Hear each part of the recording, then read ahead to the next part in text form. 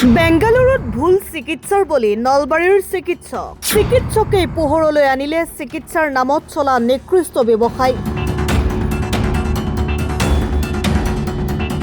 বেংগালুৰুত চিকিৎসাৰ নামত চলা নিকৃষ্ট ব্যৱসায় পোহৰলৈ আনিলে স্বয়ং এগৰাকী চিকিৎসকে। একাংশ ব্যক্তিগত চিকিৎসালয়ে বিভিন্ন প্ৰলোভনেৰে কেনেদৰে ৰোগীসকলক সৰ্বস্বান্ত কৰে সেই বিষয়েও পোহৰলৈ আনিলে নলবাৰীৰ চিকিৎসকগৰাকীয়ে। এই চিকিৎসকগৰাকী হ'ল নলবাৰীৰ ডাক্তৰ দিলীপ কুমাৰ শইকীয়া। বেংগালুৰুত ভুল চিকিৎসাৰ বলি হৈছিল নলবাৰীৰ এইগৰাকী চিকিৎসক। অৱশেষত চিকিৎসকগৰাকীয়ে গ্ৰাহক বিবাদ নিষ্পত্তিকৰণ ফৰামত তৰে এক গোচৰ। চলিত বৰ্ষৰ জুলাই মাহত তৰা এই গোচৰৰ ৰায়দানৰ জৰিয়তে নলবাৰীৰ চিকিৎসকগৰাকীলৈ আহিল ভাল খবৰটো। 20 লাখ টকাৰ ক্ষতিপূৰণ লাভ কৰিলে ডাক্তৰ দিলীপ কুমাৰ শইকীয়াই। পাৰ্কিনছন নামৰ এবিধ বিশেষ ৰোগত আক্ৰান্ত হোৱা নলবাৰীৰ চিকিৎসকগৰাকীয়ে এক ব্যয়বহুল চিকিৎসা গ্ৰহণ কৰিছিল প্লেক্সাছ নিউৰো চেণ্টাৰ নামৰ চিকিৎসালয়খনত। প্লেক্সাছ নিউৰো চেণ্টাৰত ষ্টেম চেল থেৰাপি লৈছিল বিশিষ্ট দন্ত চিকিৎসক দিলীপ কুমাৰ শইকীয়াই। 2024 চনৰ জুলাই মাহত ব্যয়বহুল ষ্টেম চেল থেৰাপি চিকিৎসা গ্ৰহণ কৰাৰ পিছত তেওঁৰ স্বাস্থ্যৰ অৱস্থাৰ কোনো পৰিৱৰ্তন নহ'ল। বেংগালুৰু চহৰত অৱস্থিত প্লেক্সাছ নিউৰো চেণ্টাৰ নামৰ চিকিৎসা প্ৰতিষ্ঠানখনত ডাক্তৰ নাইম ছাদিকৰ ওচৰত পাৰ্কিনছন ৰোগৰ থেৰাপি গ্ৰহণ কৰিছিল নলবাৰীৰ ডাক্তৰ দিলীপ কুমাৰ শইকীয়াই। 7 দিন চেলাইনৰ মাধ্যমেৰে তেওঁৰ হাড়ৰ মাজৰ পৰা সংগ্ৰহ কৰি নিয়া ষ্টেম চেলো তেওঁৰ শৰীৰত পুনৰ প্ৰয়োগ কৰিছিল। নগদ 4,50,000 টকা খৰচ কৰি ষ্টেম চেল থেৰাপি লোৱাৰ পিছতো কোনো ফলাফল নোপোৱাত চিকিৎসকগৰাকীয়ে বেংগালুৰু চহৰত থকা প্ৰথম শ্ৰেণীৰ অতিৰিক্ত নগৰীয়া গ্ৰাহক বিবাদ নিষ্পত্তি ফৰামত এক গোচৰ ৰুজু কৰে।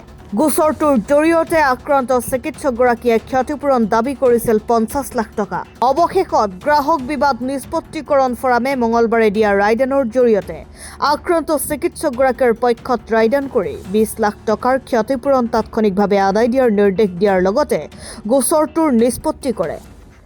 বেংগালুৰুৰ দৰে এখন চহৰত চিকিৎসাৰ নামত চলি থকা ব্যৱসায়ৰ বিৰুদ্ধে যুঁজ দি বৃহৎ কৃতকাৰ্যতা লাভ কৰা বুলি দাবী কৰিছে ডাক্তৰ দিলীপ কুমাৰ শইকীয়াই। মই ডক্টৰ দিলীপ কুমাৰ শইকীয়া নলবাৰীৰ শিবিৰত মই আগতে কাম কৰিছিলোঁ। এতিয়া বৰ্তমান মই অৱসৰপ্ৰাপ্ত দন্ত চিকিৎসক। মই মোৰ নিজৰ পাৰ্কিনছন ৰোগত মই ভুগি আছোঁ আজি 3-4 বছৰ ধৰি। এই পাৰ্কিনছন ৰোগ ভাল কৰাৰ কাৰণে মই বেংগলোৰৰ নিৰ্মাঞ্চতো গৈছিলোঁ।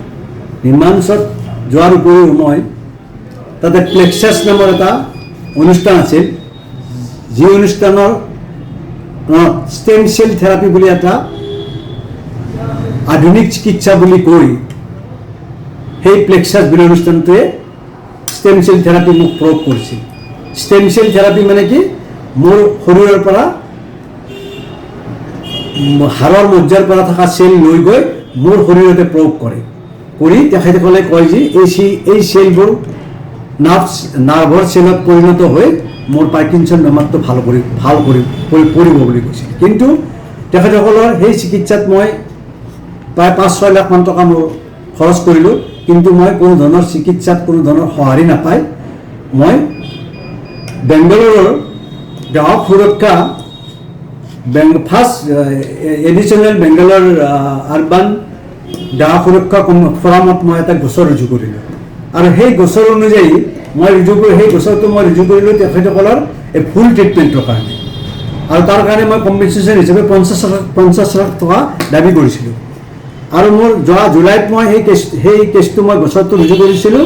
আৰু তাত থাকিয়ে কিছুদিন তাত থাকি আৰু ইয়াৰ নলবাৰীৰ পৰা গৈয়ে মই কেছটো হেণ্ডেল কৰিছিলোঁ। আৰু তাতে মোৰ এজন অসমীয়া উকিল এডভকেট এজনী ছোৱালী ভূপালী পাটগিৰি বুলি এজনী অসমীয়া ছোৱালী এডভকেট আছিল, তেওঁক মই দায়িত্ব প্ৰদান কৰিছিলোঁ। আৰু সেইমতে প্ৰদান কৰাৰ পিছত মই সেই গোচৰটোৰ সংক্ৰান্তত বহুত তথ্য মই কৰ্ণাটক চৰকাৰৰ বিভিন্ন বিভাগৰ পৰা মই তেখেতসকলৰ অনুষ্ঠানটোৰ বিষয়ে সবিশেষ তথ্য মই RTIৰ মাধ্যমেৰে ওলাই অৱশেষত আদালতে এই বেংগলোৰৰ এই গ্ৰাহক সুৰক্ষা কমিশ্যনে যোৱাকালি 17 তাৰিখে তেখেতৰ মোৰ অপজিট পাৰ্টিক মোক কম্পেনচেশ্যনৰ বিনিময়ত 20 লাখ টকা দিয়াৰ কাৰণে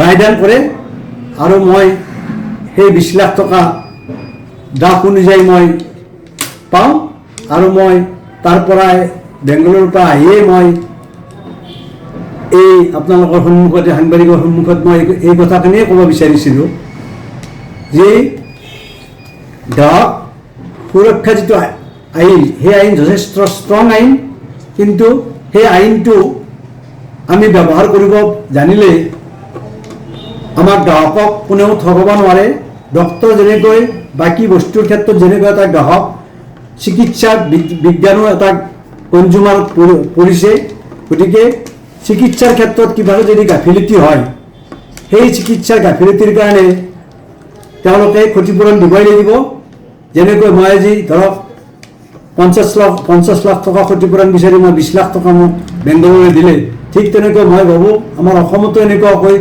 ঘটনা ঘটাটো মই বিচাৰোঁ news desk report Assam time ঘৰত আনন্দ আৰু সম্পৰ্কৰ চমক বজাই ৰাখিবলৈ জৰুৰী হৈছে সকলো আনন্দময় মুহূৰ্তত মৰমৰ উপহাৰ দিয়াটো সেইবাবে মধুশ্ৰী জুৱেলাৰ্ছে আনিছে সকলো ৰঙীন ক্ষণৰ বাবে বিশেষ গহনা হীৰাৰে হওক সোণৰে হওক বা ৰূপৰে হওক শ্ৰেষ্ঠ ডিজাইনছ আৰু হলমাৰ্কযুক্ত গহনাই ৰাখে সম্পৰ্কক নিখুঁত তেনেহ'লে আজিয়ে আনক আনন্দ মধুশ্ৰী জুৱেলাৰ্ছৰ সৈতে যোগাযোগ কৰক 7002800341 নাইবা ভিজিট কৰক LNB ৰোড নলবাৰী অসম